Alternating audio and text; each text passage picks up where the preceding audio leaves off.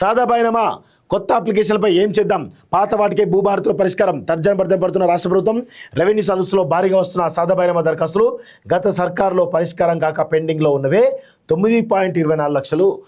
పాత వాటికి మాత్రమే పరిష్కారం చూపలే భూభారత చట్టం. కొత్తవి క్లియర్ చేయాలంటే చట్టంలో మార్పు తప్పంటున్న ఆఫీసర్లు అంటూ చూస్తూ ఉన్నాం. సో ఇక సాదా బైనామాకు సంబంధించిన దాంట్లో అవి ఇక పరిష్కారం కాకుండా ఇంకా ముందుకు పోయేటట్టే కనబడతా ఉంది, ఇంకా పెరిగిపోయేటట్టు కనబడతా ఉన్నాయి.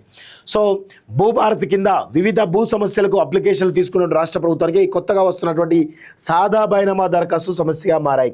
వాటికి ఎలా పరిష్కారం చూపాలన్న దానిపై తర్జన భర్జన పడుతున్నది. ధరణి పోర్టల్లోని పెండింగ్లో ఉన్నటువంటి 9.24 లక్షల సాదా బైనామా దరఖాస్తులను మాత్రమే పరిష్కరించేందుకు భూభారతి చట్టంలో ప్రత్యేక నిబంధన చేర్చారు.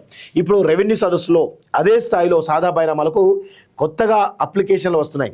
ఇప్పటికే నిర్వహించిన పైలట్ సదస్సులో సాదా బైనామాకు సంబంధించిన దరఖాస్తులే 30% దాకా వచ్చినట్టు తెలిసింది. వచ్చే నెల 2వ తేదీ నుంచి రాష్ట్ర వ్యాప్తంగా ప్రభుత్వం రెవెన్యూ సదస్సు నిర్వహించింది. వీటిలోనూ పెద్ద స్థాయిలో సాదా బైనామా దరఖాస్తులు వచ్చే అవకాశం ఉంది.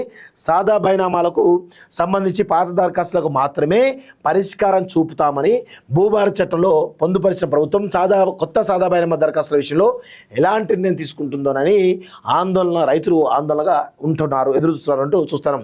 4 మండలాల్లోనే సాదా బైనామాకు 3000 అప్లికేషన్ అట. 4 మండలాల్లోనే 3000 అప్లికేషన్ వచ్చాయంటే ఇక రాష్ట్ర వ్యాప్తంగా ఎన్ని లక్షల అప్లికేషన్ వస్తాయో ఒక్కసారి అర్థం చేసుకోండి మీరు. బనకచర్లను ఆపకుంటే CWC ముందు ధర్నా. ఎలాంటి అనుమతులు లేని ప్రాజెక్టుకు గ్రాంట్ ఎట్లు ఇస్తారు? కేంద్ర ప్రభుత్వంపై బీఆర్ఎస్ ఎమ్మెల్యే హరీష్